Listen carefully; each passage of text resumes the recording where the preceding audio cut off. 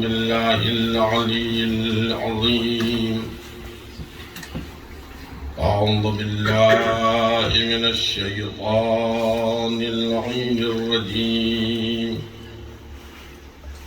بسم الله الرحمن الرحيم. الحمد لله رب العالمين.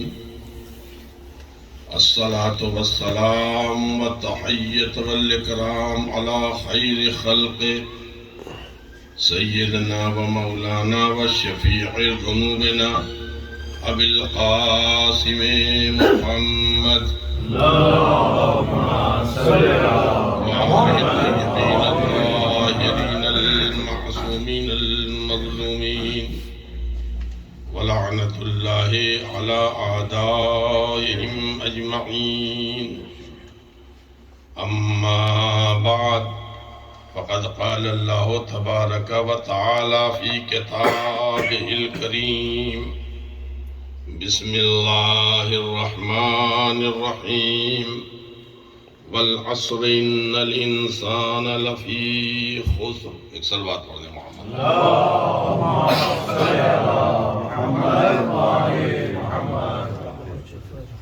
قرآن کریم کی جس سورے کی یہ پہلی آیت ہے، اس سورے کو عموماً ہم لوگ اپنی نمازوں میں بھی پڑھتے ہیں، اور کوئی بہت زیادہ اس کی تفسیر اور اس کی گہرائی میں نہیں جانا ہے. بس ایک بات ہے، قرآن کریم نے اس سورے میں دو چیزوں کی طرف توجہ دی ہے. ایک تو یہ ہے کہ انسان گھاٹے میں ہے، اور دوسری طرف اپنے آپ کو نقصان سے اگر بچانا چاہتا ہے تو اس کی 4 شرطیں، ورنہ انسان گھاٹے میں ہے. یہ انسان گھاٹے میں ہے، نقصان میں ہے. یہ ہے کیا نقصان؟ دولت کا نقصان ہے، حکومت کا نقصان ہے، ریاست کا نقصان ہے. یہ ہے کیا نقصان؟ قرآن کریم کس چیز کو نقصان کہہ رہا ہے؟ کہ انسان نقصان میں، انسان گھاٹے میں ہے. اور گھاٹے میں تو سبھی ہیں، بس کچھ لوگ ہیں جو اپنے آپ کو اس گھاٹے سے، اس نقصان سے بچا سکتے ہیں. دنیا میں جتنے بھی مذاہب ہیں انسانوں، انسان نے جتنے بھی مذہب بنائے ہیں، مسلمان ہے کہ کرسچن ہے کہ یہودی ہے کہ وہ ہندو ہے کہ وہ آپ کے مسلمانوں میں مختلف فرقے ہیں، ہندوؤں میں مختلف فرقے ہیں، عیسائیوں میں مختلف فرقے ہیں. یہ تمام مذاہب کے لوگ، ان میں سے سب کی 2 آنکھیں ہیں، 32 دانت ہے، 2 کان ہے، 2 ہاتھ ہیں، 2 پیر ہیں، سب کھا رہے ہیں، کما رہے ہیں. ایسا تو نہیں ہے کہ مسلمان بیمار نہیں پڑتا ہے، بقیہ لوگ بیمار پڑتے ہیں. ایسا بھی نہیں.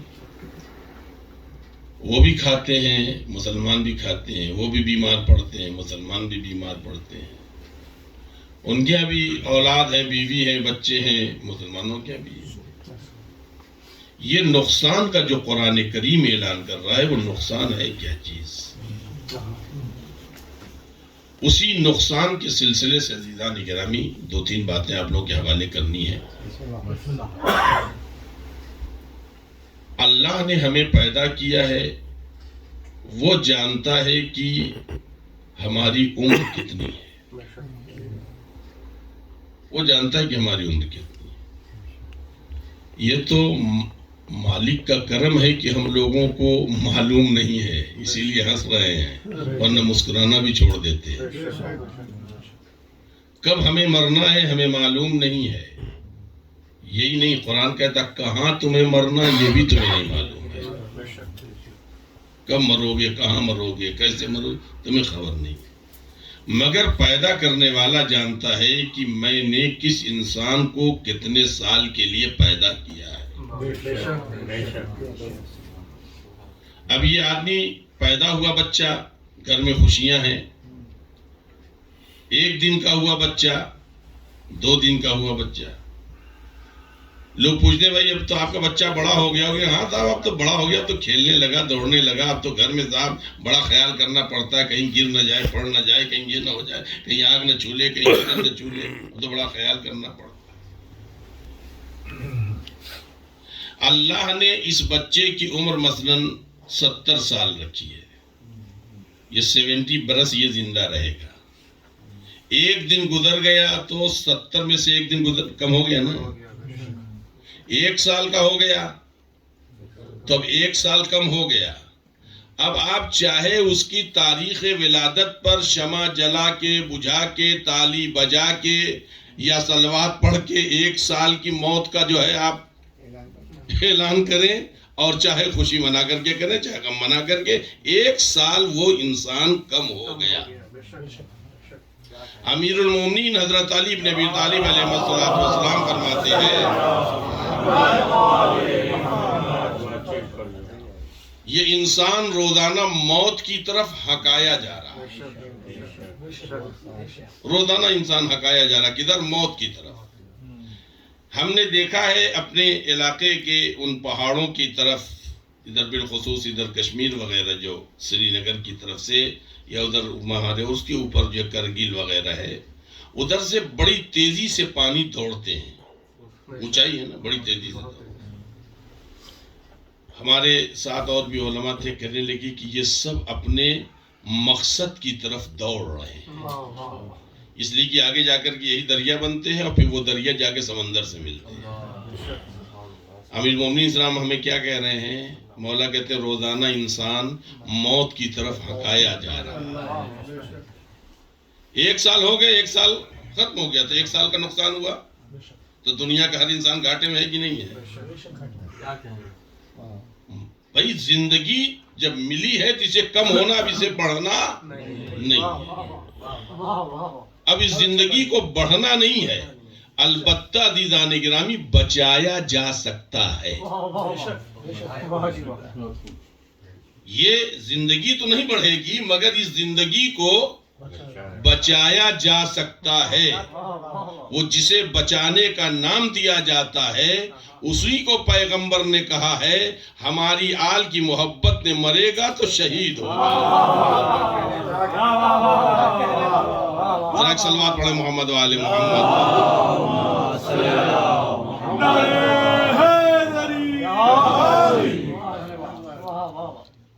ہر انسان جو ہے موت کی طرف ہکایا جا رہا ہے، ہکایا جا رہا ہے. اور یہ انسان کوئی بھی ہو، کسی بھی مذہب کا، یہ نہ سمجھیے کہ بھئی چاہے انسان امام ہو، نبی ہو، سب کی عمریں جو ہے اللہ نے کیا معین کی ہے. یہ انسان کیا ہے؟ یہ گھاٹے کی طرف جا رہا ہے، روز بروز گھاٹے کی طرف جا رہا ہے. اس کی تفسیر میں ایک واقعہ لکھا ہے عالم اہل سنت امام فخر الدین رازی نے، اور واقعہ بہت بہترین اور بالکل ہمارے مطابق ہے. میں اس واقعے سے پہلے ایک بات بتا دوں عزیزان گرامی، جب ہم مر گئے تو ہم پھر کچھ نہیں ہیں. اگر کچھ ہوتے تو گھر میں نہ رکھے جاتے. ہم جو ہے مٹی کے صندوق میں کیوں بند کیے جا رہے ہیں؟ اگر کچھ ہوتے تو تجوری میں رکھے جاتے. زندگی یعنی روح نکلی کہ ہم کچھ نہیں ہیں. تو ایک چیز ہے برف.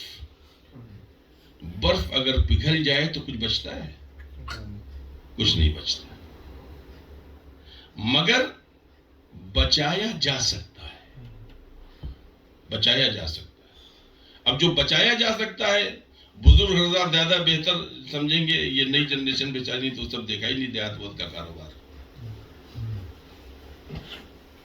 امام فخر الدین رازی کہتے ہیں کہ ایک عرب سیل یعنی ایک ٹکڑا جو ہے بڑا سا برف کا بستر پر رکھے ہوئے جو اٹھا سکے وہ لے کے وہ بازار میں داخل ہوتا، کہتا ارحمو،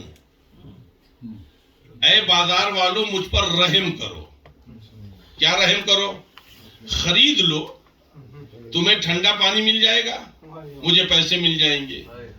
کیوں ارحمو؟ اس لیے کہ میرا سرمایہ بہ رہا ہے. اصل پیسہ بہ رہا ہے، وہ پیسہ دے کے خریدا نا اس نے، تو برف نہیں پگھل رہی، اصل میں اس کا پیسہ ہے، سرمایہ ہے جو بہ رہا ہے۔ عرب والو مجھ پر رحم کرو کہ میرا سرمایہ بہ رہا ہے، اسے بچاؤ۔ تو کیسے بچائیں گے؟ بے خرید لیں، اسے پیسے مل جائیں گے اور ان لوگوں کو ٹھنڈا پانی مل جائے گا۔ ہمیں یاد ہے عزیزان گرامی کی بچپنے میں ہمارے گاؤں میں، ہو سکتا ہے بزرگ حضرات کو بھی یاد آئے کچھ، وہ برف بیچنے والا آتا تھا، وہ لکڑی کا ایک ڈبہ ہوتا تھا، اس کے اندر پلاسٹک کی جھلی جو ہے وہ کیل سے ٹھوک کر کے لے کر کے آتا تھا، تو معلومات آپ 10 گھنٹے تک وہ برف جو ہے پگھلتا نہیں تھا۔ دنیا نے ترقی کی تو صاحب اب تھرماکول بنا لیا ہے، اب تو بالکل ہی نہیں پگھلتا ہے۔ اب تو وہ چیزیں آ گئی ہیں صاحب، یہ 24 گھنٹے 72 گھنٹے 2 دن 4 دن یہ برف پگھل ہی نہیں سکتا ہے۔ توجہ عزیزان گرامی، اس کا مطلب یہ کہ برف کو بچایا جا سکتا ہے۔ توجہ دیدو، ہماری زندگی برف کے مانند پگھل رہی ہے، مگر اسے بچا سکتے ہو اے انسانوں، اِلَّا الَّذِينَ آمَنُوا، ایمان کے برتن میں رکھ دو، عمل صالح سے مضبوط کر دو، اور حق و صبر کی وصیت سے اسے اور ڈھانک دو تاکہ کبھی یہ تباہ نہ ہونے پائے۔ صلوات پڑھیں محمد و آل محمد۔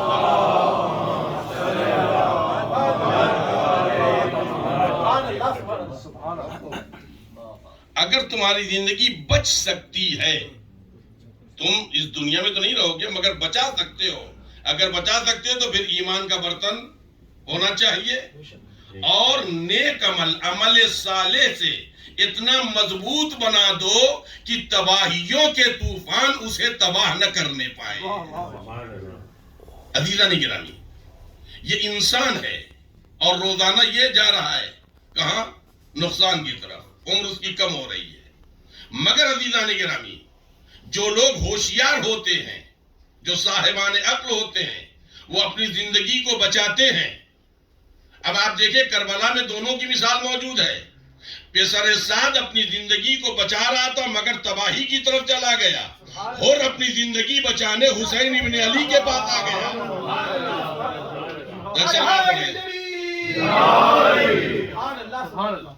آپ اندازہ لگائیں عزیزان گرامی، ہماری جو زندگی ہے، اگر یہ ہماری چند روزہ زندگی کو اگر قیمتی بنانا ہے، اس چند روزہ زندگی کو قیمتی بنانا ہے، تو پھر ہم اپنی زندگی کو وہاں پہنچا دیں جہاں سے زندگی کی بھیک ملتی ہے۔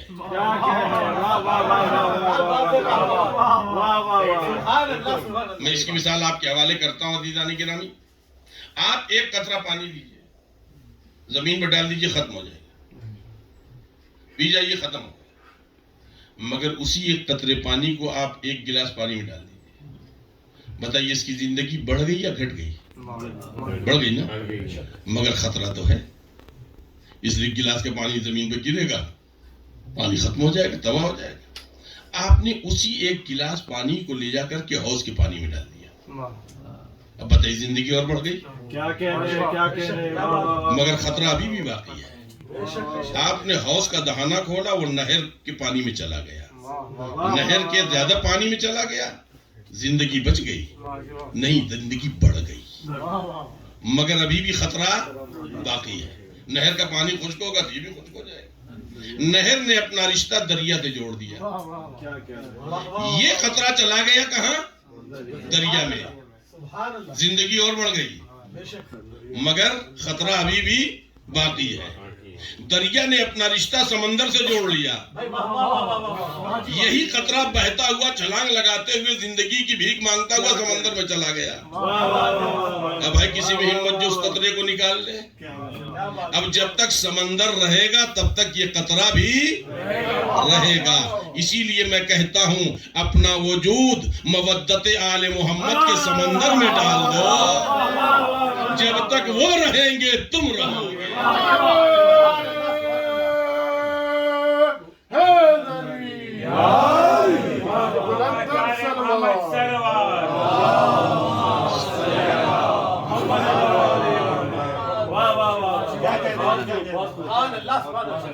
آپ دیکھیں عزیزان گرامی، میں نوجوانوں کے حوالے کر رہا ہوں، یہ واقعہ بھی نوجوان سے ہی مربوط ہے۔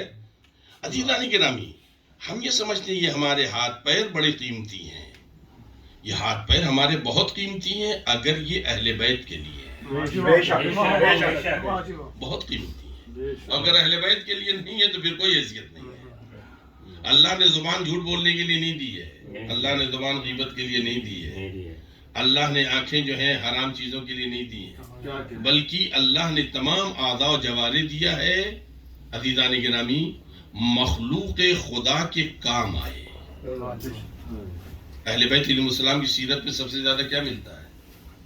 سب سے زیادہ عزیزان گرامی، حتیٰ اہل بیت علیہ السلام کی عبادتوں میں نمازیں کم ملیں گی، مخلوق کے ساتھ ان کا احسان زیادہ ملے گا۔ خلاصہ جو سیرت اہل بیت علیہ السلام، یہ حجاج ملعون جو ہے یہ اس کا ناشتہ ہوتا تھا ایک محب علی کو قتل، بہت بڑا ظالم تھا۔ مسجد بصرہ کی مسجد جامع میں اس کے سپاہیوں نے، اپنے سپاہیوں سے اس نے قتل و غارت جو کروایا تھا۔ تاریخ کہتی ہے مسجد جامع سے لے کر کے خون بازار تک ہے، بہت بڑا ظالم تھا۔ تو یہ تلاش کرتا تھا ایک محب علی، ایک نوجوان پکڑ کے آیا، تو نوجوان کے سلسلے سے عزیزان گرامی جو میں سمجھ پایا ہوں روایت میں کہ وہ نوجوان کی عمر 18 سے 21 رہی ہوگی، اس سے زیادہ نہیں رہی ہوگی، جو مزاج روایت مجھے بتا رہا ہے۔ لایا گیا۔ اچھا، اس واقعے میں آپ لوگوں کا بھی امتحان ہے، ذرا جاگتے رہیے گا۔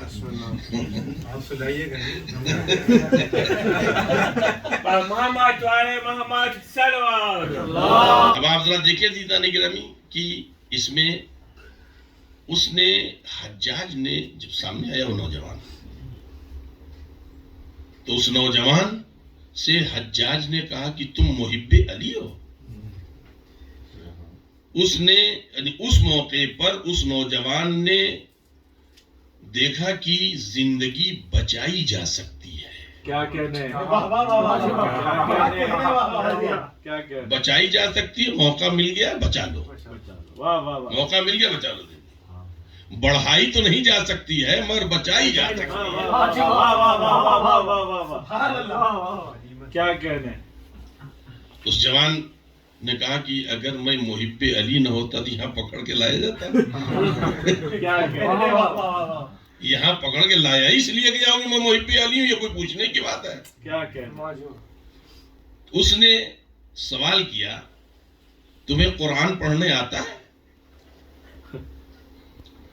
عزیزان گرامی، جواب جو اس نے دیا ہے، یہ جواب جو اس نے دیا ہے یہ وہی دے سکتا ہے جس کے ایک ہاتھ میں دامن اہل بیت ہو اور ایک ہاتھ میں قرآن، جو اس جوان نے جواب دیا۔ اس نے کہا کہ قرآن پڑھنے ہی نہیں آتا، تم سے اچھا پڑھنے آتا ہے۔ حجاج جس کی آنکھیں دیکھ کے آدمی ڈر جاتا ہو، اس کی آنکھوں میں آنکھیں ڈال کر کے ایک جوان جو کہہ رہا ہے تم سے اچھا پڑھنے آتا ہے، خالی پڑھنے نہیں آتا، تم سے اچھا پڑھو۔ اس نے کہا اچھا پڑھو، تو جو پڑھا تو عزیزان گرامی کا بسم اللہ الرحمن الرحیم، ذرا دیکھیے گا کمال بھائی، یہیں پر ہے امتحان۔ دیکھیے اب خیال کریے کہ میں جگا رہا ہوں۔ ایک سلوات بڑے محمد والے محمد۔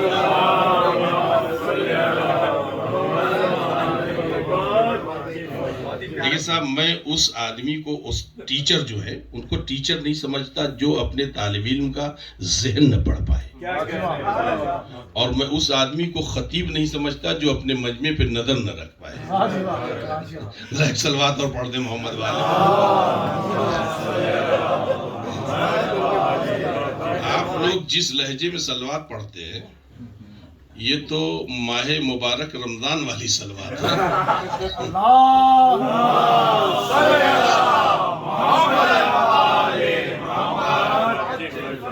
ایک وقت ایسا آتا ہے کہ ہماری قوم بھوکی اور پیاسی سلوات بڑی اونچی آواز میں پڑھتی ہے، جانتے ہو وہ وقت کون سا؟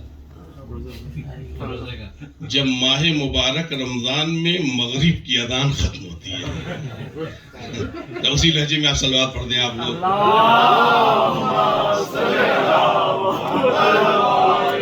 اس نے کہا قرآن پڑھو تو اس نے سورہ یعنی اذا جاء پڑھا. بسم اللہ الرحمن الرحیم. اذا جاء نصر اللہ والفتح ورأیت الناس. اس نے پڑھا یخرجون من دین اللہ. ہے کیا اصل میں یدخلون فی دین اللہ. ترجمہ اپنے بچوں کے لیے بڑے حضرات سے جانتے ہیں. قرآن کہتا ہے یدخلون فی دین اللہ، لوگ دین میں داخل ہوتے ہیں، فوج در فوج داخل ہو رہے ہیں. اس جوان نے کیا پڑھا؟ یخرجون من دین اللہ، لوگ دین سے دھیرے دھیرے باہر نکل رہے ہیں. تو اس نے کیا کہا تھا؟ تم سے اچھا پڑھنے آتا ہے. تو حجاج نے کہا لگتا ہے مجھ کو کہ کچھ گڑبڑ ہوا ہے. لگتا ہے ابھی آپ لوگوں نے میرے آگے آگے پڑھا. وہ کہہ رہا لگتا ہے کہ کچھ گڑبڑ پڑا. اس نے کہا نہیں میں نے بالکل صحیح پڑھا ہے. وہ جوان بھی ڈٹ گیا تھا، کہا بالکل صحیح میں نے پڑھا ہے. تو اس نے وہاں کے جو ضمیر فروش حافظ قرآن بیٹھے تھے ان سے بولتے پوچھا کہ بھائی تم بتاؤ اس نے صحیح پڑھا؟ کہا نہیں اس نے غلط پڑھا ہے. کہا کیا ہونا چاہیے؟ کہا یدخلون فی دین اللہ، دین خدا میں لوگ داخل ہو رہے ہیں فوج در فوج، یہ ہونا چاہیے.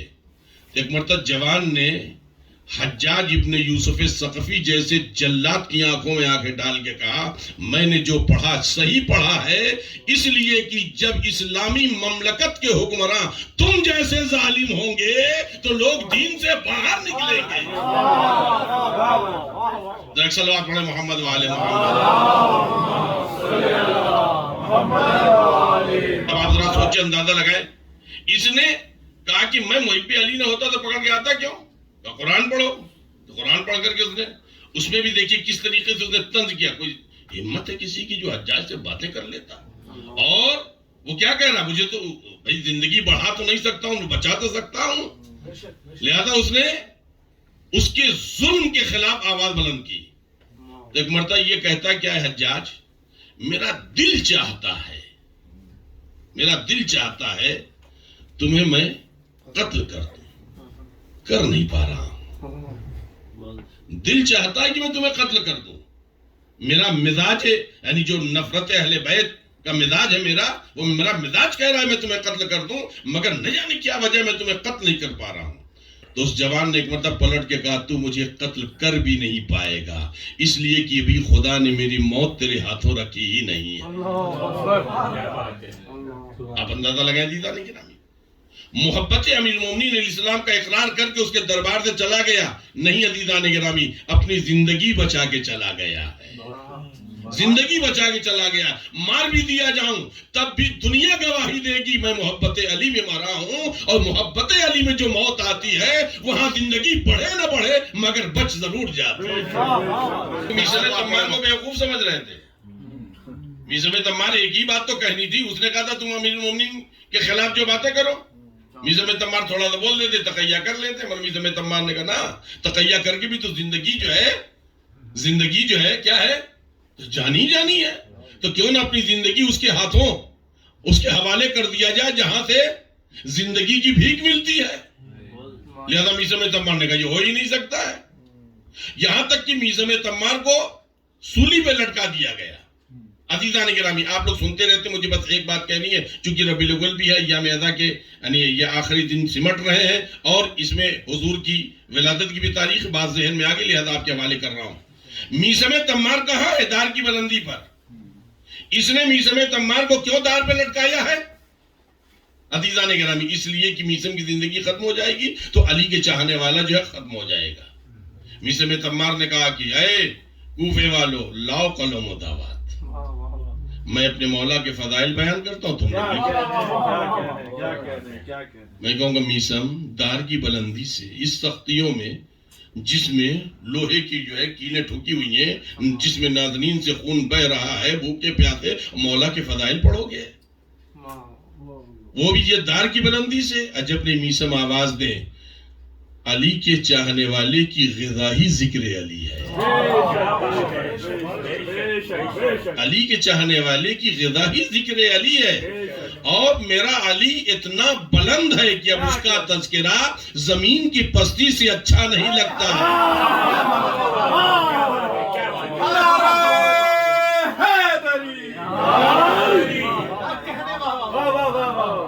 تو دار کی بلندی چاہیے. عزیزان گرامی، یہاں پر آپ حضرات کے ذہن کو جہاں میں لانا چاہتا ہوں ایک بات ہے عزیزو. میثم تمار قلم و دعوات کس سے مانگ رہے ہیں؟ کوفیوں سے. اور کوفیوں کے بارے میں کیا ہے مسلمہ؟ کوفی لا یوفی، کوفیوں میں وفا. اور تاریخ کیا کہتی ہے؟ علی کا غلام بے وفاؤں کے دیار میں بے وفاؤں سے قلم و دعوات مانگ رہا ہے. بے وفا قلم و دعوات لے کے آ گئے. ارے نبی تو وفاداروں سے مانگ رہا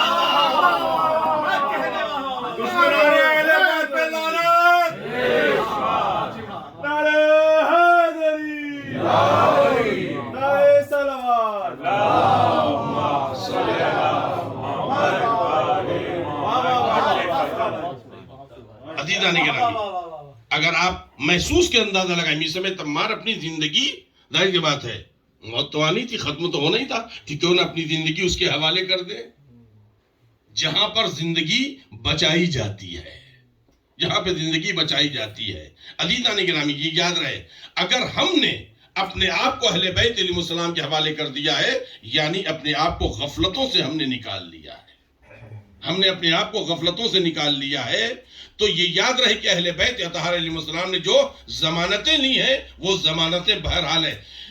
یہ یعنی طے ہے عزیزان گرامی. خود حدیث قدسی کا فقرہ ہے، خود حدیث قدسی میں کلام ربانی ہے کہ اگر لو اجتمع الناس علی حب علی، اگر پوری دنیا محبت علی پر جمع ہو گئی ہوتی، لما خلقت النار، تو میں جہنم کو پیدا ہی نہ کرتا.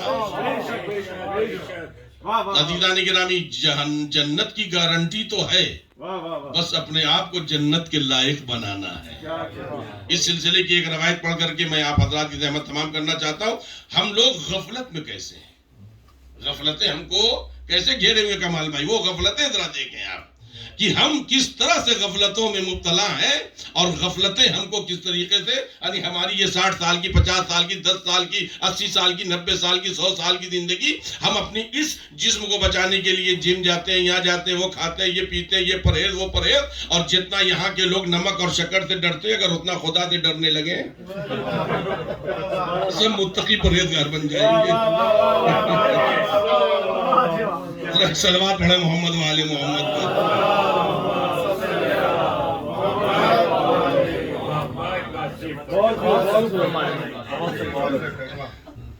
بس نمک پر ڈرنے لگے، اس سے زیادہ نہیں.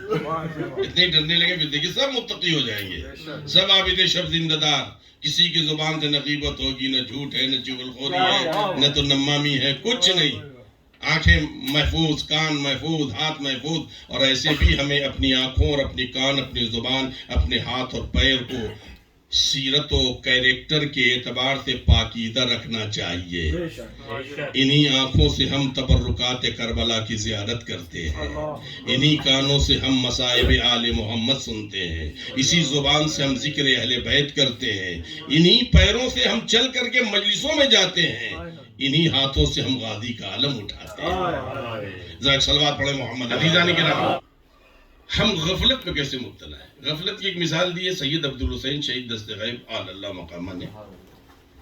کہتے ہیں کہ ایک پیاسا انسان صحرا میں جا رہا تھا، پانی تلاش کر رہا تھا.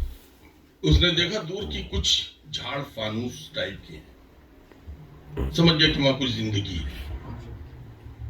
یہ جو پرانے کنویں ہوتے ہیں، پرانے، تو اس میں کیا ہے کہ یہ درخت جم جاتے ہیں، درخت جم جاتے ہیں، مگر یہ زیادہ موٹے نہیں ہو پاتے، تھوڑے بہت موٹے ہوتے ہیں پھر خشک ہو جاتے ہیں. کیوں خشک ہو جاتے ہیں؟ اس لیے کہ ان کو بیس تو ملتا نہیں، لہذا خشک ہو جاتے ہیں. تو ایک دوسرا، تیسرا، چوتھا، جب بہت پرانا ہو جاتا کنواں تو اس میں بہت زیادہ جو ہے یعنی اس طریقے کے چھوٹے بڑے درخت جم جاتے ہیں، کچھ خشک ہیں، کچھ ہرے بھرے ہیں، اس طریقے سے. تو اس نے سوچا کہ وہاں چلے دیکھیں کہ کچھ حیات پائی جاتی. جب گیا دیکھا تو یار یہ کنواں ہے. تو اس نے اپنا پیر آگے بڑھایا کہ دیکھیں اس کے اندر پانی ہے کہ نہیں. سلپ کر گیا. اور سلپ کر گیا تب کنویں میں جانے لگا. اس کو ایک موٹی سی لکڑی پکڑ میں آ گئی. اب ظاہر پکڑ کے تو رک گیا نا. نیچے دیکھا تو پانی تو نہیں تھا, البتہ اژدہا اپنا منہ کھولے انتظار کر رہا تھا. تشریف لے آئیے, اللہ ایسے ہی رزق پہنچاتا ہے. اب اس نے دیکھا کہ یار بچاؤ کا کیا راستہ ہوگا. اتنے میں لکڑی پر اس کی نظر پڑی تو کیا دیکھا کہ ایک طرف سے ایک دیمک کھا رہا ہے, ایک طرف سے ایک دیمک کھا رہا ہے. 2 دیمک اس لکڑی کو کھا رہے ہیں. اتنے میں اس کو محسوس ہوئی کچھ ٹھنڈک. اس نے سر اٹھایا تو کیا دیکھا, شہد کی مکھی کا چھتا تھا, اس سے شہد رس رس کے گر رہا قطرے قطرے. اس نے اپنا منہ کھول دیا اور لذت میں مبتلا ہو گیا. بھول گیا کہ نیچے اژدہا انتظار کر رہا ہے, لکڑی کو دیمک کھا رہی ہے, کمزور ہو سکتی ہے. اپنے بچاؤ کا راستہ نکالنے کے بجائے یہ لذت میں یہ مست ہو گیا. اور نتیجہ یہ نکلا کہ دیمک کے کھانے کی وجہ سے لکڑی کمزور پڑی. اس کے بوجھ کو, اس کے وزن کو لکڑی برداشت نہیں کر پائی. لکڑی ٹوٹی اور سیدھے اژدہے کے منہ میں. اسی طرح ہم دنیا کی اس زندگی میں دنیا کے کنویں میں پھینکے گئے ہیں. عمر کی ڈالی ہے جسے ہم پکڑے ہوئے ہیں, عمر کی لکڑی کو پکڑے ہوئے ہیں. دن اور رات کے دیمک ہیں جو اس لکڑی کو کھا رہے ہیں, اور ہم لذت دنیا میں مبتلا ہیں. ایک روز جب اینڈ ہوگا عزیزان گرامی, اگر مومن ہے تو یہ مودت آل محمد کی آغوش میں جائے گا. اگر مومن نہیں ہے تو پھر یہ وادی برہوت میں جائے گا. ہمیں دنیا کی ان تمام چیزوں میں بہرحال لذت دنیا, عزیزان گرامی, دنیا ضروری ہے اس زندگی کے لیے, دنیا ضروری ہے زندگی کے لیے. ایسا نہیں ہے کہ بعض لوگ جو ہے سالن میں بھی پانی ڈال کر کے کھاتے ہیں, حرام ہے, حرام ہے. پانی ڈال کر کے کیوں کھا رہے بھائی اس میں؟ کہتا اب لذت نہیں لینا چاہتے تو پھر کھائی کیوں رہے ہو, پھر کھائی کیوں رہے ہو؟ اللہ کی یہ تمام نعمتیں, یہ پانی, یہ دانا, یہ کھانا, یہ پھل, یہ گاڑی, یہ گھوڑے, یہ جو آپ کے گھر بار, بیوی, بچے, یہ سب نعمت الہی ہے. تو یہ نعمت الہی ہے, اس کا شکر ادا کرنا چاہیے. شکر 2 اعتبار سے ادا ہوتا ہے عزیزان گرامی. ایک شکر زبان سے ادا ہوتا ہے, اور ایک شکر جو ہے کیریکٹر سے ادا ہوتا ہے. کیریکٹر سے شکر کیسے ادا ہوگا عزیزان گرامی؟ ہم کسی کی غیبت نہ کریں, ہم کسی جھوٹ نہ بولیں, ہم کسی پر الزام نہ لگائیں, ہم لوگوں کو مصیبتیں میں مبتلا نہ کریں, ہم کسی کے لیے اذیت کا سبب نہ بنیں, ہم لوگوں کے لیے پریشانی کا سبب نہ بنیں. ہم کو چاہیے کہ ہم اپنا کیریکٹر آل محمد کے کیریکٹر سے اتنا ملا دیں کہ ہم جب گزرے تو زمانہ کہے یہ تو آل محمد کا غلام لگتا ہے. صلوات پڑھے محمد و آل. ہمارا فریضہ بنتا ہے کہ ہم آل محمد علیہ السلام کے لائق بنیں. مالک کا کوئی معمولی کرم ہے کہ اس نے محبان آل محمد کو ہمارے ماں باپ بنایا ہے. محبان آل محمد علیہ السلام کو اللہ نے ہمارے ماں باپ بنے, کوئی معمولی کرم ہے. ہمیں کوشش کر کے مذہب اہل بیت نہیں حاصل کرنا پڑا ہے. ہمیں تو نسلوں میں ملا ہے, خاندانوں میں ہمیں ملا ہے. لہذا ہم اس نعمت کی قدر کریں. اسی لیے صادق آل محمد امام جعفر صادق علیہ السلام نے فرمایا ہے, جب تمہارے دلوں میں ہماری محبت و ولایت کی ٹھنڈک کا احساس ہو تو تم اپنی ماؤں کو دعا دینا. اس لیے کہ ماں کا ہی کردار ہے جس نے ہمیں فرش حسین کے لائق بنایا ہے. وہ مادری کردار کی پاکیزگی ہے جس نے ہمیں غدیر کے لائق بنایا ہے. وہ مادری کردار کی نمائندگی ہے عزیزان گرامی کہ ہم ماتم شبیر کرتے ہیں, ہم مرثیے پڑھتے ہیں, ہم مجلسیں کرتے ہیں, ہم مجلسیں پڑھتے ہیں. یہ جو کچھ ہم کر رہے ہیں یہ مادری کردار کا نتیجہ ہے. یہ ہماری مذہبی رسم کا نام مجلس حسین نہیں ہے, یہ اظہار مودت کا ایک طریقہ ہے جو ہمیں مادری کردار سے ملا ہے. آپ دیکھیں عزیزان گرامی, دنیا میں جتنے بھی پروگرام ہوتے ہیں, پروگرام میں جس ٹاپک کا ہے اسی ٹاپک پر فقط گفتگو ہوتی ہے.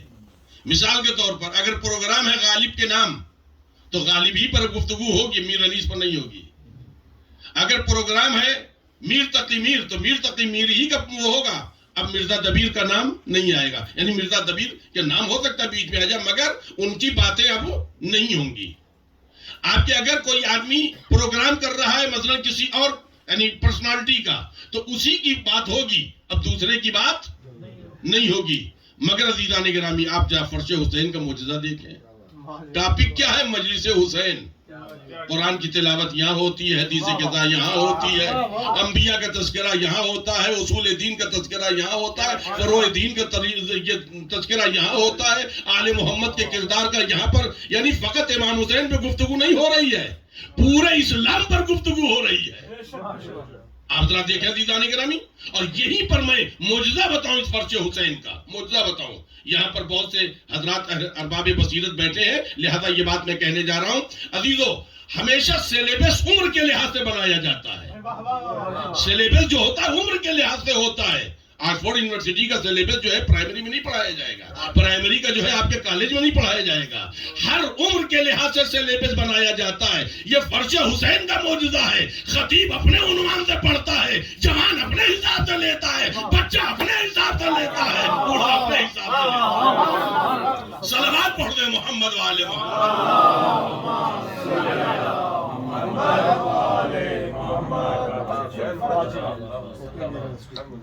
عزیزان گرامی.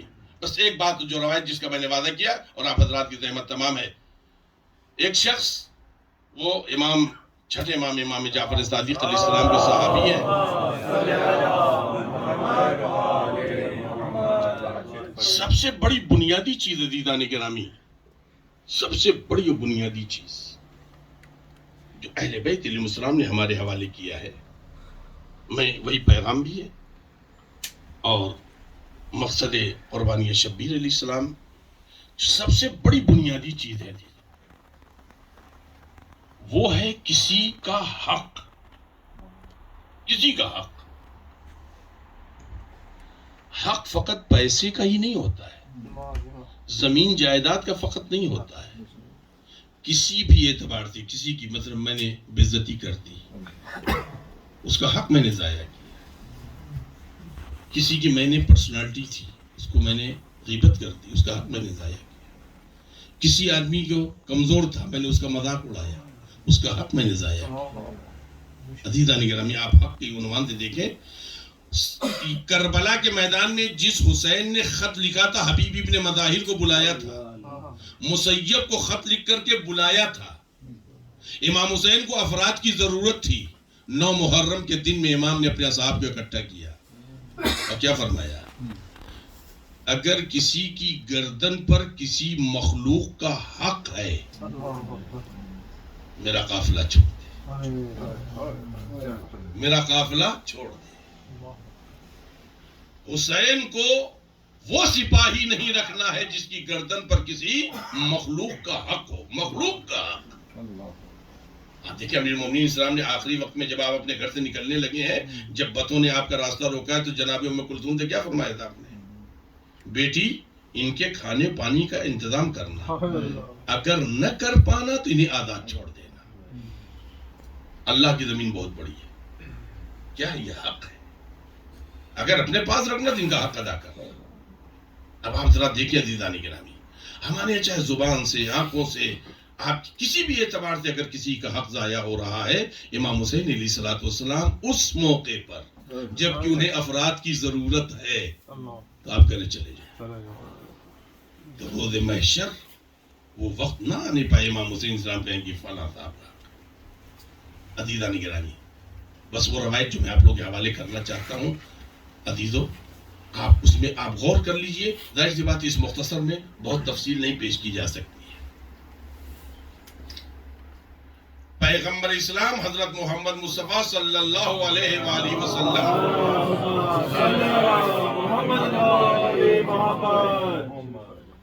فرماتے ہیں اپنے اصحاب کے درمیان، مفلس کسے کہتے ہیں؟ مفلس کسے کہتے ہیں؟ بس آپ نے کہا کہ جس کے پاس کھانے کے لیے پیسے نہ ہو، بھوک ہے، پہننے کے لیے کپڑے نہ ہو، جیسے آپ آج کل مثال لے لیجیے بیچارے جو سیلاب زدگان ہیں سندھ کی طرف، آپ دیکھیے بیچارے آسمان کے نیچے نہ پانی پینے کے لیے کچھ. یہ تو جو چیریٹیاں ہیں، جو مخلوق فلاحی ادارے بیچاری یہ کام کر رہے ہیں، اور جن لوگوں نے بھی مدد کی، پروردگار ان کے رزق میں برکتیں عطا کرے. ان بیچارے مشکل میں پڑے ہوئے انسانوں کو اللہ مشکل سے باہر نکالے. عزیزان گرامی، تو پیغمبر نے کہا نہ اسے مفلس نہیں کہتے. پھر مفلس کسے کہتے ہیں؟ کہا سنو، کل قیامت میں کوئی مومن یا مومنہ نیک اعمال اچھے، وہ بھی پہاڑوں کی طرح لدے ہوئے ہوں گے، پہاڑوں کی طرح نیک اعمال، میزان پہ پہنچے گا، میزان پر قبول، یہ بھی نہیں کہ اس میں سے کوئی ایک، ہاں سب کے سب قبول کر لیے، ہاں صاحب سب ٹھیک ہے، اللہ نے پسند کر لیا ہے. اب یہ میزان سے باہر نکلے گا، دو ملک اس کے آگے پیچھے، کیا بھائی جنت تک راستہ دکھانا ہی ہے، راستہ معلوم نہیں ہے، تو ملائکہ جو انہیں راستہ دکھائے، اور یہ اپنا سیٹھوں کی طرح اپنا جو ہے سینہ تان دیا. اب پیچھے جو ہے پہاڑوں کی طرح اس کی نیکیاں چلیں گی، وہ بھی کون سی نیکیاں؟ جو قبول ہے. چلو جا، ایک جگہ ایسی آئے گی جہاں پر ملک ہٹ جائے گا، آگے تھا راستہ بند ہے. کیوں بند ہے بھائی؟ کیوں بند ہے؟ ملائکہ کہیں گے بھائی ہم بھی نہیں جا سکتے ہیں، اس لیے کہ آپ ہی کے ساتھ ہمیں بھی جانا ہے، تو جب آپ جا پائیں گے تو ہم بھی جائیں گے. کہ کیوں نہیں جائیں گے؟ ذرا پلٹ کے دیکھیے. اب جو پلٹ کے دیکھے گا، اس وادی کا نام ہے وادی مرصاد. پیغمبر کہتے ہیں میزان کے بعد پل صراط سے پہلے وادی مرصاد ملے گی. اس وادی میں سب روکے جائیں گے، یہاں سب روکے جائیں گے. روک دیے گئے، پلٹ کے دیکھا تو یہ کوئی باہر کے لوگ نہیں ہوں گے، یہی بھائی بہن ماموں خالو خالہ چچا نانا نانی ددیال سسرال ننیال سمدھیانہ سڑوانا سب کھڑے ہوئے. کیا بھیا آپ لوگ کیوں روکے؟ آپ لوگ تو میرے گھر والے ہیں. کہاں گھر والے ہیں تبھی تو روکے. کیوں؟ فلاں صاحب آپ نے فلاں جگہ میری غیبت کی تھی، فلاں صاحب آپ نے مجھ پر یہ الزام لگایا تھا، آپ نے یہ کیا تھا وہ کیا تھا، جو کچھ کیا. یہ سب حق الناس میں تھی. کہاں روکا گیا ہے؟ جہاں حق الناس کا معاملہ. اچھا وہاں تو انکار بھی نہیں کر سکتے، اس لیے وہ کہیں گے ادھر اسکرین پر سب آتا جائے گا. کس جگہ کا وہ جگہ بھی آ جائے گی. اب کیا کریں صاحب؟ ہو تو گیا، معاف کر دیجیے گا. معاف کر دیں گے، من ہماری بھی ایک شرط مان لیجیے گا. کیا؟ کہ کچھ نیکیاں اپنی ہمیں دے دیجیے اور ہمارے کچھ گناہ آپ لے لیجیے. ایک معاف. وہ بھی سوچے گا یار یہ پہاڑوں کی طرح لدی ہوئی نیکیاں کیا کم ہو جائے گا. ٹھیک ہے صاحب ہم ایگری تو ٹھیک ہے. ٹرانسفر تو آپ لوگ کو سمجھانا ہی نہیں ہے، اب بس OTP میں بتائیے گا، بقیہ سب ٹھیک ہے. ٹرانسفر، ادھر کی نیکی ادھر، ادھر کی گناہ ادھر. پیغمبر فرماتے ہیں اتنے حقوق ہوں گے، اس میں سے 98% حقوق زبان کے، 98% حقوق زبان کے جو ضائع ہوئے ہوں گے زبانوں کے ذریعے سے. پیغمبر فرماتے ہیں اس کی نیکیوں کی بنیاد پر دوسرے جنت میں جاتے ہوں گے اور ان کے گناہوں کا بوجھ لے کے یہ محشر میں ٹہلے گا، کوئی پرسان حال نہیں ہوگا. عزیزان گرامی، اب آپ دیکھیے امام حسین السلام نے جو فقرہ کہا ہے کہ میرے قافلے میں اگر کوئی ایک بھی ہے جس کی گردن پر کسی مخلوق کا حق ہے تو میرا قافلہ چھوڑ دے. امام حسین علیہ السلام کو پسند نہیں، برداشت نہیں. عزیزان گرامی، اب آپ یہیں سے اندازہ لگائیے، آپ محسوس کریے امام حسین علیہ السلام کی اس صدا استغاثہ کو جو امام نے کہا حل من ناصر ینصرنی، ہے کوئی جو میری مدد کو ہے. کیا امام حسین علیہ السلام جینا چاہتے تھے؟ جینے کے لیے امام حسین علیہ السلام تھوڑی آواز دے رہے تھے. امام حسین علیہ السلام جینے کے لیے نہیں آواز دے رہے تھے، ورنہ جعفر آئے تو تھے جعفر جن مدد کے لیے. صاحب ریاض نے کیا لکھا ہے؟ ظافر جین آئے تھے مدد کے لیے، یہاں تک کہ انہوں نے کہا مولا دوبارہ جب آئے کہا کہ میں مرنے کے لیے آیا ہوں۔ امام نے ظافر کا ہاتھ پکڑا اور ایک ایسی لاش کے پاس لے کر آئے جس کے سینے میں برچی کا پھل ٹوٹا۔ پہچانتے ہو ظافر یہ کس کی لاش ہے؟ نہیں مولا، کہ یہ میری 18 برس کی کمائی ہے۔ ظافر کیا ابھی بھی حسین جینے کی تمنا کرے گا؟ ظافر نے پھر اصرار کیا، امام نے ظافر کا ہاتھ پکڑا اور ایک ایسی لاش کے پاس آئے جس کے بازو قلم۔ ظافر پہچانتے یہ کس کی لاش ہے؟ کہا نہیں مولا، کہا یہ میرے برابر کا بھائی عباس ہے۔ بتاؤ کیا میں عباس کے بعد جینے کی آرزو کروں گا؟ ایک مرتبہ امام نے کہا ظافر ذرا آسمان کی طرف دیکھ، تو ایک طرف انبیاء اپنا لشکر لے کے کھڑے ہیں، ملائکہ اپنا لشکر لے کے کھڑے ہیں۔ ظافر چلا جا، حدود کربلا سے باہر نکل جا، صدا استغاثہ بلند ہونے سے پہلے۔ حسین قیامت تک کے اپنے شیعوں کو آواز دے رہے تھے، حسین کی مدد کرتے رہنا، اپنے کردار سے، اپنے کیریکٹر سے، اپنی زبان سے، اپنے عمل سے تم حسین کی مدد کرتے رہنا قیامت تک۔ عزادارو، اسی لیے جب چوتھے امام علیہ السلام سے اس نے طلحہ کے بیٹے نے طنز کیا تھا، بازار شام میں طنز کیا تھا طلحہ کے بیٹے نے کہ مولا فرزند رسول کون جیتا، آپ کے بابا جیتے ہیں یا یزید جیتا ہے؟ امام نے کیا فرمایا؟ جب اذان ہو تب آنا۔ مؤذن نے جیسی کہا اللہ اکبر، امام نے کہا سن، جب تک یہ آواز گونجتی رہے سمجھنا حسین جیتے۔ قربانی شبیر کا مقصد بھی امام نے بتا دیا، قربانی شبیر کا مقصد امام نے بتا دیا، واضح کر دیا۔ عزادارو، یہ کوئی معمولی بات نہیں ہے، یہ معمولی بات نہیں ہے، مگر پھر بھی میں ایک بات عزادارو کہنا چاہتا ہوں کہ امام حسین علیہ السلام بہت پیاسے تھے، کربلا میں بہت پیاسے تھے۔ آپ کی پیاس کی اگر حالت کسی سے پوچھنا چاہیں آپ تو جناب علی اکبر سے پوچھیں، بہت پیاسے تھے امام حسین علیہ السلام۔ اور جب دریا کی ترائی پر امام حسین علیہ السلام گئے ہیں عزادارو، تو امام حسین علیہ السلام عزادارو ایک بہت بڑا امتحان حسین دے رہے ہیں۔ اب ذرا آپ امام حسین السلام کی پیاس کی حالت دیکھیں اور آپ اندازہ لگانے امام حسین السلام نے جو فقرہ کہا ہے اور جو میں آپ لوگوں کے حوالے کرنا چاہتا ہوں۔ عزادارو، امام حسین السلام اتنے پیاسے ہیں، اتنے پیاسے ہیں کہ آپ کی زبان خشک ہو گئی ہے۔ علامہ رضی زنگی پوری نے اپنی کتاب و عطشہ میں روایت لکھا ہے، وہ اس روایت کے ذمہ دار ہیں کہ جب شمر ملون نے امام کے سر کو تن سے جدا کیا، اس نے دیکھا کہ امام کا دہنے اقدس تھوڑا کھلا ہے، سوکھی زبان آپ کے لبہائے مبارک پر ہے، اپنی پیاس کی کہانی سنا رہی ہے یہ زبان۔ اس نے بہت چاہا کہ زبان اندر چلی جائے، امام کے لبہائے مبارک بند ہو جائے، مگر امام کے لبہائے مبارک بند نہیں ہوئے۔ کوشش بہت کر لی شمر نے۔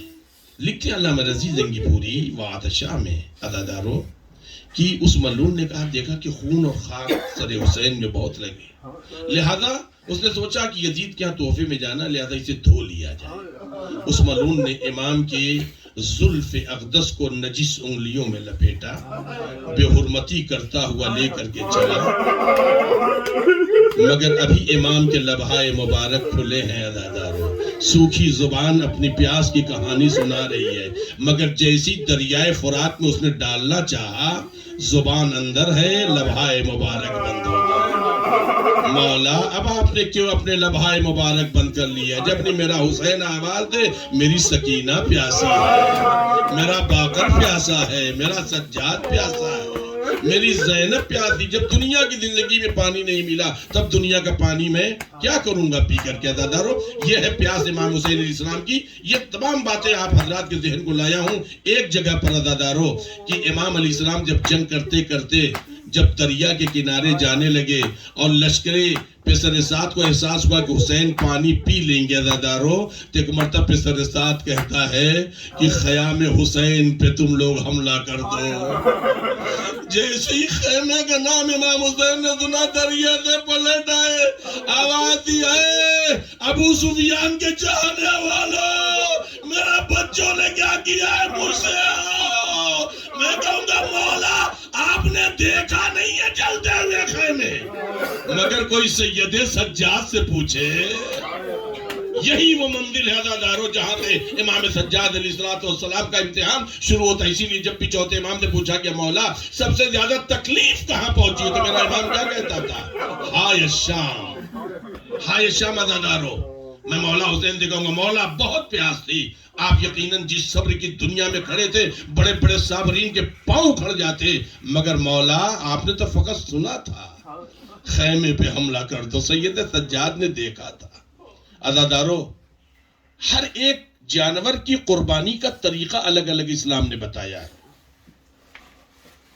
اونٹ کو اگر ذبح کرنا ہے تو اسے نہر کیا جاتا ہے، اس کے بعد کے جانور کو ذبح کیا جاتا ہے، اور مچھلی کا ذبیحہ کیا ہے؟ اسے زندہ پانی سے نکال لیا جائے۔ اسی طرح شہادتوں کا مقتل الگ الگ ہے۔ مردوں کا مقتل یہ ہے کہ میدان کارزار میں جائیں، جنگ کریں، مگر ایک عورت کا مقتل کیا عزادارو؟ بے چادر مخنا اسے خیمے سے باہر نکال دیا۔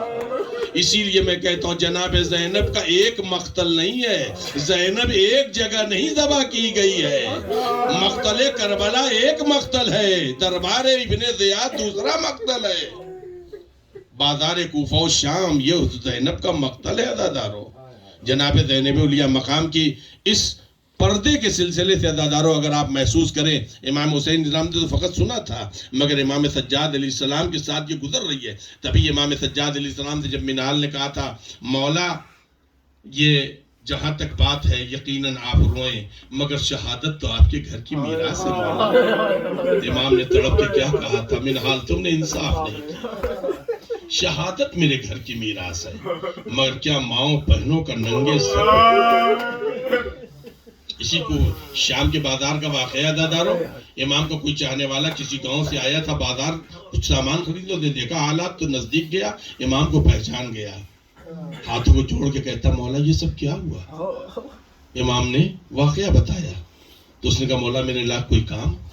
کہا تیرے پاس پیسے ہیں؟ کہا ماں، کہا جا کچھ چادریں خرید کے۔ اس عالم میں بھی امام نے چادر منگوایا، جیسی چادریں لے کے آئے کہ فلاں اونٹ پر یہ چادریں اوپر پھینک دے، بیویاں خود لے لیں گی، مگر جیسی اس نے چادر پھینکا فوراً ظالموں نے نیزے سے پھر اسے کھینچ لیا، دوڑا ہوا ہے مولا وہ چادریں بیویوں تک نہیں پہنچ پائی۔ کہ تیرے پاس ابھی بھی پیسے؟ کہاں مولا آپ حکم فرمائیں۔ کہا جن ہاتھوں میں شہداء کے سروں کے نیزے ہیں ان لوگوں کو پیسے دے کے آگے بڑھا دے، تاکہ شام والے شہداء کا سر دیکھے، نبی زادیوں کے سر پہ ان کی نگاہیں نہ پڑیں۔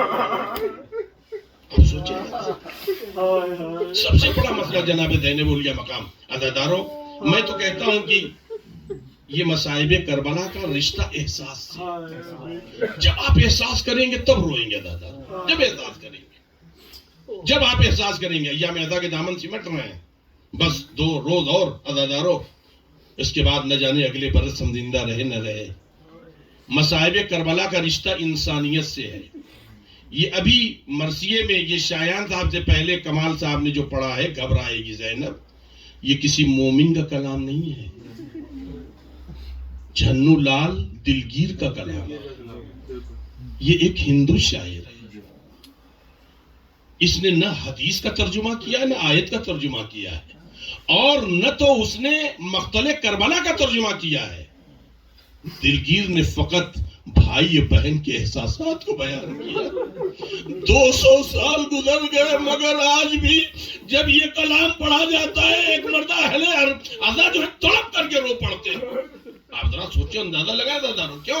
اس لیے کہ احساس انسانیت اور احساس اور رشتوں کا یہ ہے۔ اسی لیے عزادارو جب امام سجاد علیہ السلام اپنا لٹا ہوا قافلہ لے کے مدینے آئے ہیں اور آپ نے بشیر سے کہا جا کے مدینے میں اعلان کر دے، جب بشیر مدینے آیا اعلان کرنے لگا ہے، ادھر خیمے لگائے گئے، چوتھے امام ہے جو کرسی پر بیٹھے عزادارو، ادھر سے تمام بیویاں چل رہی ہیں، پورا مدینہ ٹوٹ رہا، محمد حنفیہ بھی آ رہے ہیں، ارے محمد محمد حنفیہ پہ جب چوتھے امام کی نظر پڑی، چوتھے امام ہچکیاں لے کے رونے لگے۔ محمد حنفیہ چوتھے امام کو دیکھ کے ایک مرتبہ ایک آہ کرتے ہیں، غش کر کے زمین پہ گر پڑے۔ ایک ہی فقرہ کہا، یبن الاخی این الاخی، اے میرے بھائی کے بیٹے بتا میرا بھائی کہاں ہے، میرا بھائی کہاں ہے۔ عزادارو اس موقع پر ایک روایت کا فقرہ ہے کہ جناب زینب اولیاء مقام کو خبر ملی کہ ان کا بھائی محمد حنفیہ بھائی تھے، ان کے بھائی جو غش کر کے گر گئے۔ جناب زینب خیمے سے باہر نکل گئیں، آگے محمد حنفیہ کے سرہانے بیٹھ گئیں، اور محمد حنفیہ کو جب ہوش آیا اور آپ نے آنکھ کھولی ہے اور دیکھا، بہت غور سے جناب زینب کو دیکھتے جا رہے ہیں، ایسا لگ رہا ہے پہچاننے کی کوشش کر رہے ہیں، پہچاننے کی کوشش کر رہے تھے۔ زینب کتنی بدل گئی ہے، سر کے بال سفید ہو گئے ہیں، کمر جھک گئی ہے، زینب کو زمانے نے بوڑھا کر دیا ہے۔ ایک مرتبہ بہت غور سے دیکھ رہے ہیں تو جناب زینب کہتی بھیا میں آپ کی زینب ہوں۔ راوی کہتا ہے کہ مرتبہ محمد حنفیہ نے سوال کیا، انت اختی زینب، تم میری بہن زینب ہو؟ جزاکم اللہ خیر الجزا۔ خدا ان آوازوں پہ اپنی رحمت نازل فرما، ان آنسوؤں کو رومال زہرا میں جگہ عنایت فرما۔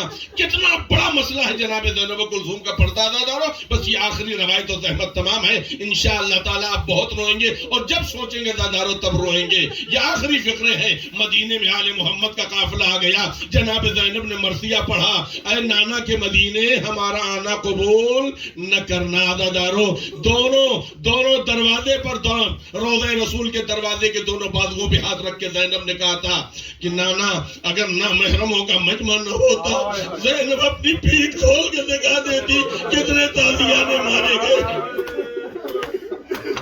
عزادارو زینب مدینے آ گئی ہے، زینب نانا کے بعد اماں کے مدار پہ آئی ہیں۔ مرثیہ پڑھا جناب زینب نے، پورا مدینہ زینب کے ساتھ ساتھ گویا جلوس عزائے حسین ہے، جسے زینب لے کے جا رہی ہے جنت البقیع۔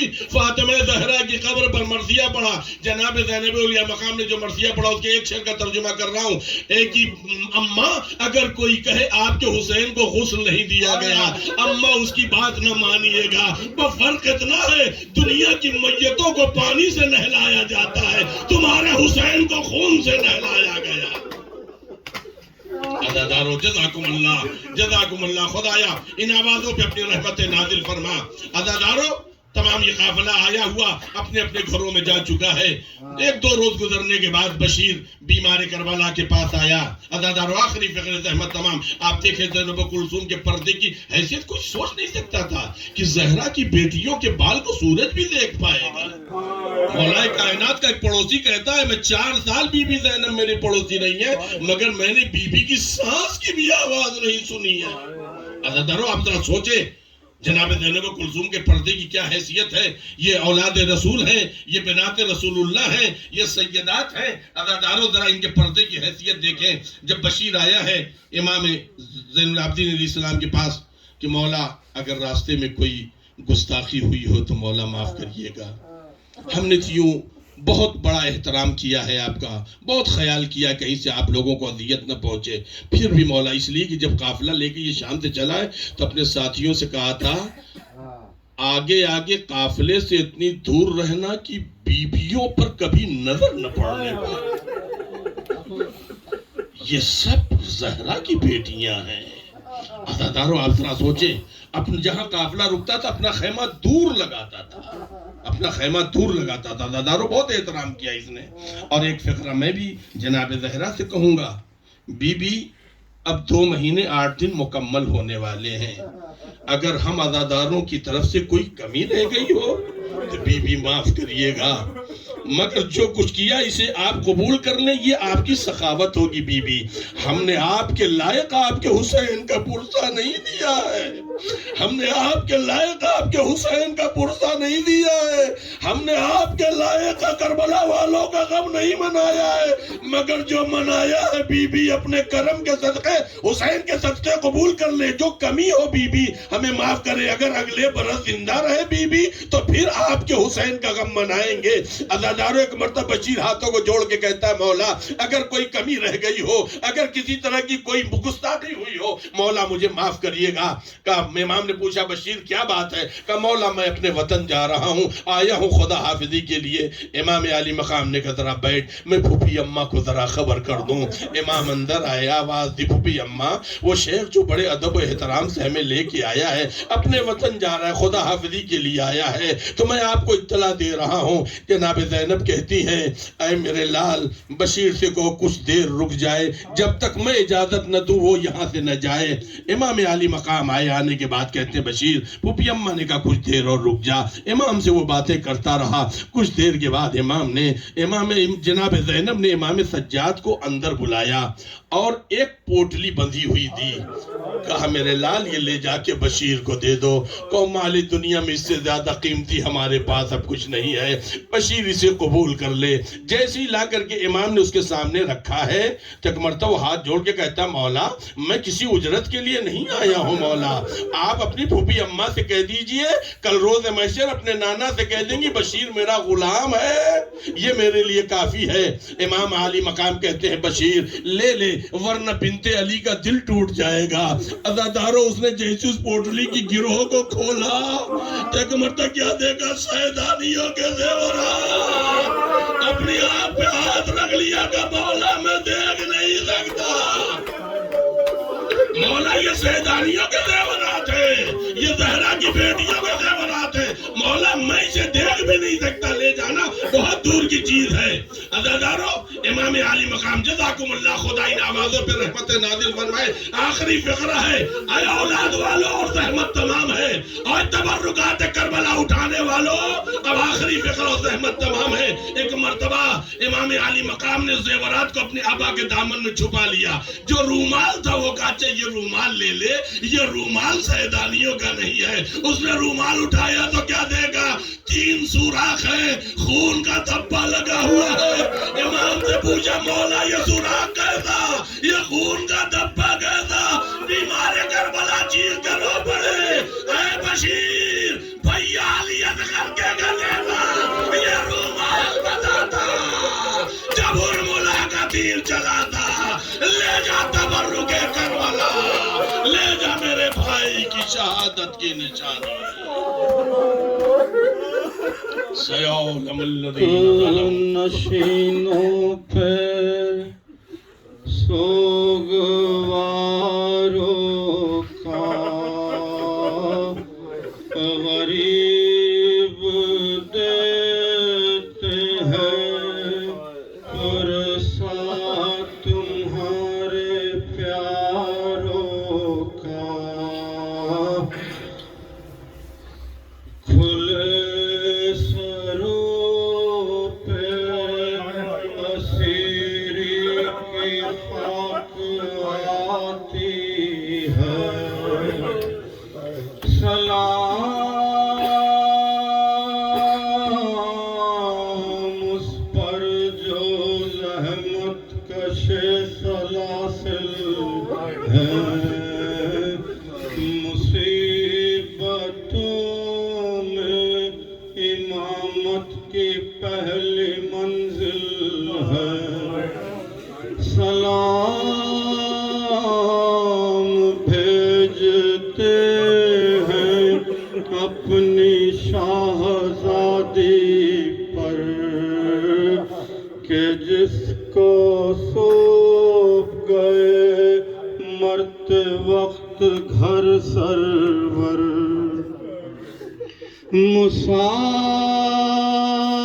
مسافرت نے جسے یہ بے بسی دکھلائی، نثار کر دیے بچے نہ بچ سکا بھائی، اسیر ہو کے شامیوں کے نرغے میں حسینیت ہے سکھانا لکھ لہجے میں نہیں اندھیر میں کچھ سوجھتا کہاں ڈھونڈے تمہارا چاند کہاں چھپ گیا کہاں ڈھونڈے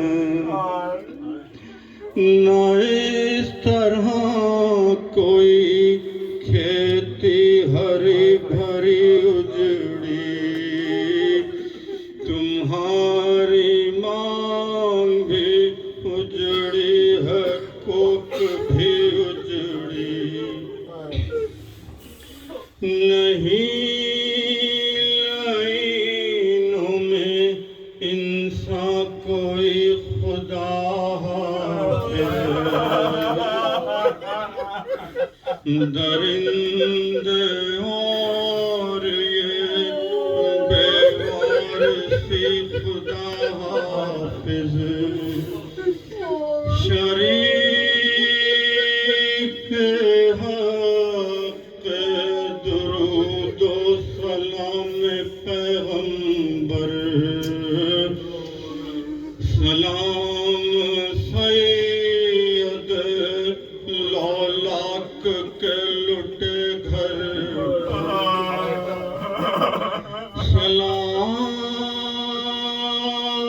سلام محسن اسلام خستۃ لاشو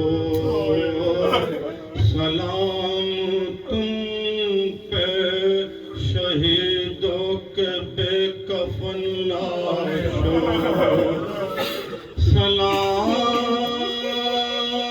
سلام میرے شہادت کے گرد سیاروں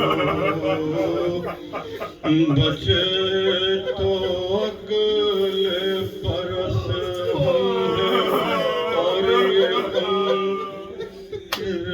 ہے جو چل بسے تو یہ اپنا سلام آخر ہے ماتم حسین